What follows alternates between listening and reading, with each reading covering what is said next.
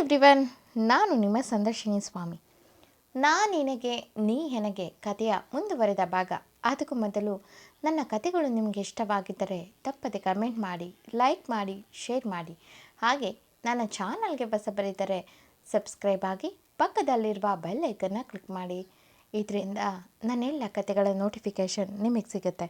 So ಬನ್ನಿ, ಕಥೆಯ ಮುಂದುವರೆದ ಭಾಗನ ನೋಡೋಣ. ಎಪಿಸೋಡ್ 87 ಇಂದಿನ ಸಂಚಿಕೆಯಲ್ಲಿ.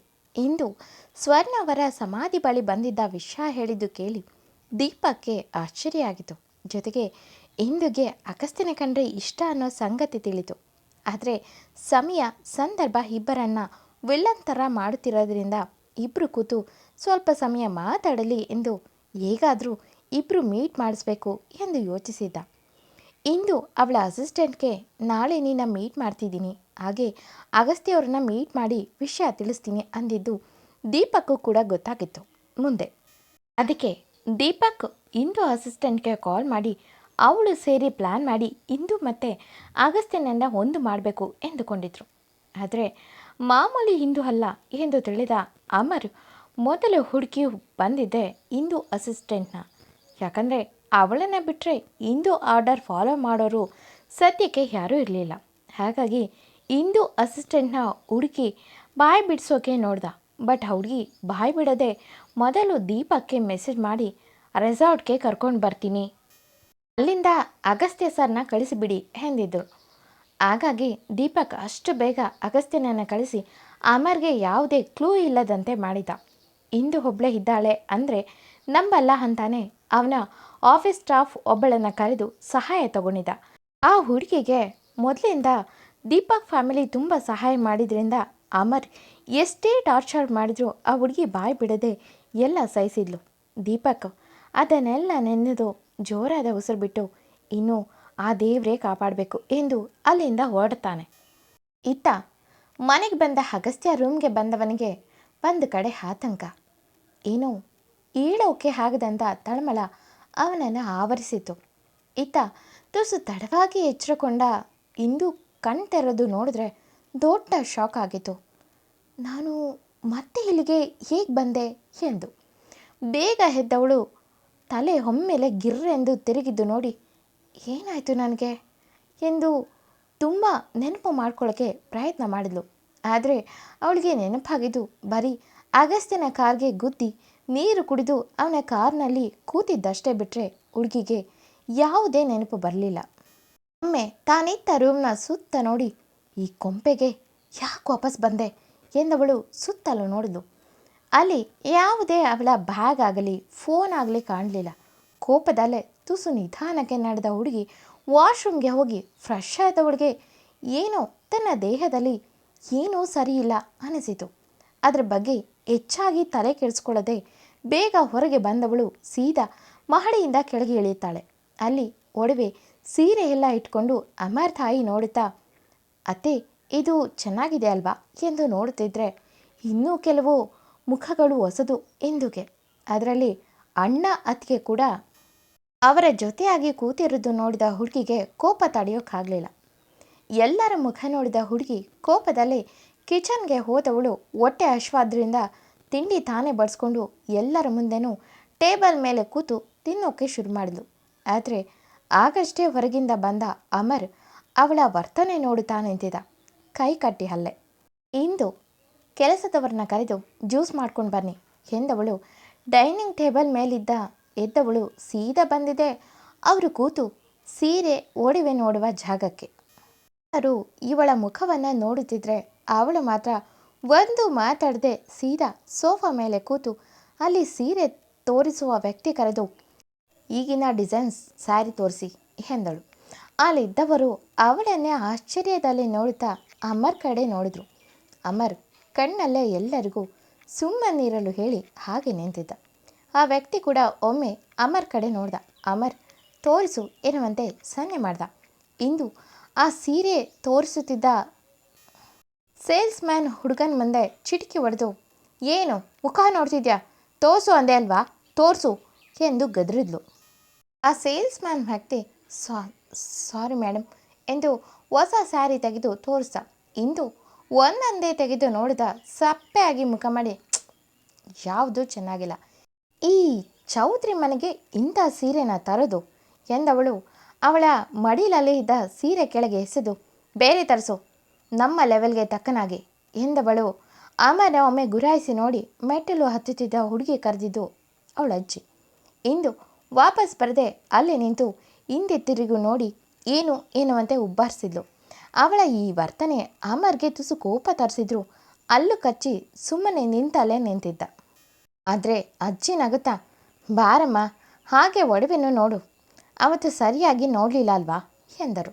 ಹಿಂದೂ ತುಟಿ ಕೊಂಕಿಸಿ, ಸ್ಯಾರಿನ ನನಗೆ ಇಷ್ಟ ಆಗಿಲ್ಲ ಅಂದರೆ ಇನ್ನು ಒಡವೆಗಳು ಅಷ್ಟೇ, ನನ್ನ ಟೇಸ್ಟ್ಗೆ ತಕ್ಕನಾಗಿ ಇರುವಂಥ ಒಡವೆ ಸ್ಯಾರಿ ತರಿಸಿ ಎಂದವಳು ತಿರುಗಿ ಕೂಡ ನೋಡದೆ ಹೋಗ್ತಾಳೆ.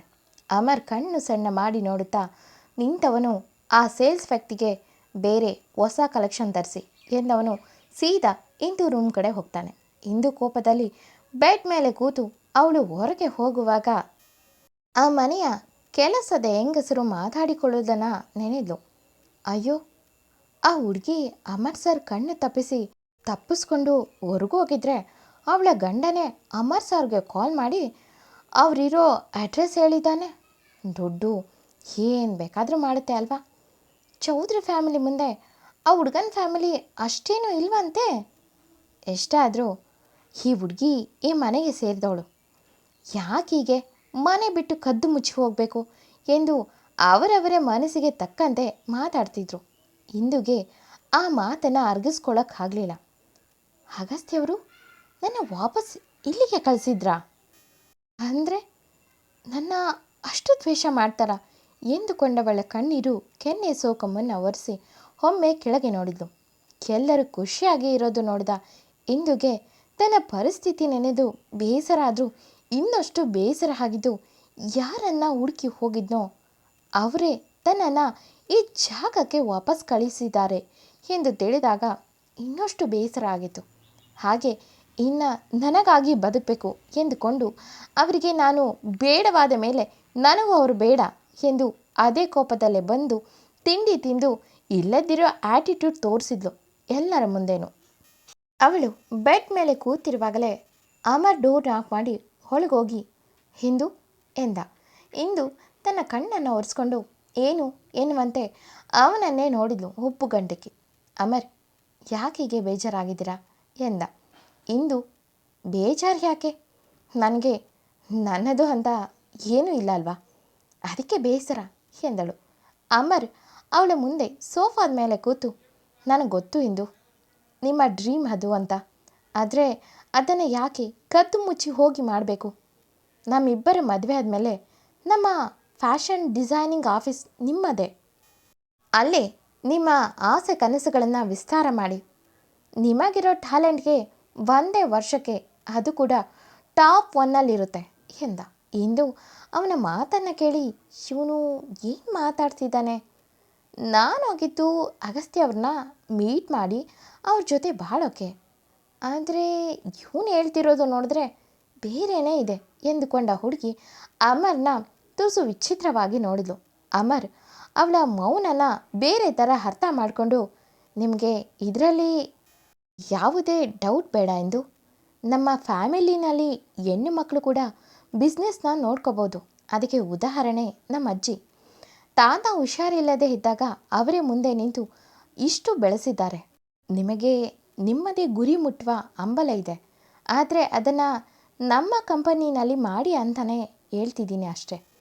ನಿಮ್ಮ ಕೆಲಸಕ್ಕೆ ಯಾವತ್ತೂ ನನ್ನ ಸಪೋರ್ಟ್ ಇದ್ದೇ ಇರುತ್ತೆ. ಆದರೆ ಒಂದು ಮಾತು ಹಿಂದೂ ಅವರೇ, ನನಗೆ ನೀವು ಅಂದರೆ ತುಂಬ ಇಷ್ಟ. ಪ್ಲೀಸ್ ಈಗೆಲ್ಲ ನೀವು ಮನೆ ಬಿಟ್ಟು ಹೋಗಬೇಡಿ, ನನಗೆ ತುಂಬ ಬೇಜಾರಾಗುತ್ತೆ. ನಿಮಗೆ ಇಲ್ಲಿ ಹಿಂಸೆ ಆಗುವಂಥ ಘಟನೆ ನಡೆಯಲ್ಲ. ಈ ಅಮರ್ ಹೆಂಡತಿ ಆಗೋರು ಅಂದರೆ ನೀವೇನೇ ಮಾಡಿದರೂ ಇಲ್ಲಿ ಯಾರು ವಿರೋಧ ಮಾಡಲ್ಲ. ಈ ಮನೆಗೆ ನೀವೇ ರಾಣಿ, ಇನ್ನು ನಿಮ್ಮನ್ನು ತಡೆಯಲ್ಲ. ಆದರೆ ಇನ್ನು 3 ದಿನ ಎಂಗೇಜ್ಮೆಂಟ್ ಮುಗಿದ ಮೇಲೆ ಈ ಆಫೀಸ್ ಕೆಲಸಗಳ ಕಡೆ ಗಮನ ಕೊಡಿ ಅನ್ನೋದು ನನ್ನ ರಿಕ್ವೆಸ್ಟ್ ಅಷ್ಟೇ ಎಂದ ತುಂಬ ಮೃದುವಾಗಿ. ಹಿಂದೂ ಮನದಲ್ಲೇ ಎಂಗೇಜ್ಮೆಂಟ್ ಎಂದುಕೊಂಡವಳಿಗೆ ಮನಸ್ಸನ್ನು ಕೊಲ್ಲುತ್ತಿದೆ. ಹಿಂದೂ ಅಮರ್ ಮುಖ ನೋಡುತ್ತಾ, ನಾನು ಒಂದು ಮಾತು ಕೇಳ್ತೀನಿ, ಹೇಳ್ತೀರಾ ಫ್ರಾಂಕ್ಟಾಗಿ ಎಂದಳು. ಅಮರ್, ಕೇಳಿ ಇಂದು ಎಂದ ಗಂಭೀರವಾಗಿ. ಇಂದು ನಾನು ರಾತ್ರಿ ಎಲ್ಲೋಗಿದ್ದೆ ಅನ್ನೋದನ್ನು ಯಾರು ಹೇಳಿದರು ಎಂದಳು.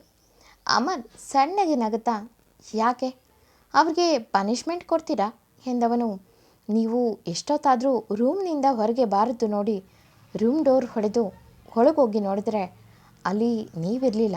ಬದಲಿಗೆ ಈ ಮನೆ ಕೆಲಸದ ಅಜ್ಜಿ ಮಲಗಿದ್ಲು. ಕೋಪ ಬಂದು ಕೇಳಿದ್ರೆ ಹೊರಗೆ ಹೋಗಿದ್ದೀರಾ ಅಂತ ಹೇಳಿದ್ಲು. ಆಗ ನಾನು ಹೋಗಿ ನಿಮ್ಮನ್ನು ಹುಡ್ಕೋಕೆ ಪೊಲೀಸ್ ಸಹಾಯ ತಗೊಂಡೆ. ಆಗ ಅವ್ರಿಗೆ ಮೊದಲು ಅನುಮಾನ ಬಂದಿದೆ ನಿಮ್ಮ ಗಂಡ ಅಂದು ನೋನೋ ಎಂದು ಉಪ್ಪು ಕಂಟಿಕಿ ಆ ಅಗಸ್ತ್ಯ ಪಟೇಲ್ ಮೇಲೆ. ಪೊಲೀಸ್ ಅವನನ್ನು ವಿಚಾರಿಸಿದಾಗ ನಿನ್ನ ಅಸಿಸ್ಟೆಂಟ್ ನಂಬರ್ ಕೊಟ್ಟು ಜೊತೆಗೆ ಅವನೇ ಸ್ವತಃ ನೀವು ಎಲ್ಲಿದ್ದೀರಾ ಅನ್ನೋ ಅಡ್ರೆಸ್ ಕೂಡ ಹೇಳ್ದ ಎಂದ ತನ್ನ ತುಟಿನ ಕೊಂಗಿಸಿ. ಎಂದಿನಂತೆ ಈ ಕತೆ ಮುಂದುವರಿಯೋದು. ಈ ಕತೆ ನಿಮಗೆ ಇಷ್ಟವಾಗಿದ್ದರೆ ತಪ್ಪದೆ ಕಮೆಂಟ್ ಮಾಡಿ, ಲೈಕ್ ಮಾಡಿ, ಶೇರ್ ಮಾಡಿ. Thank you for watching.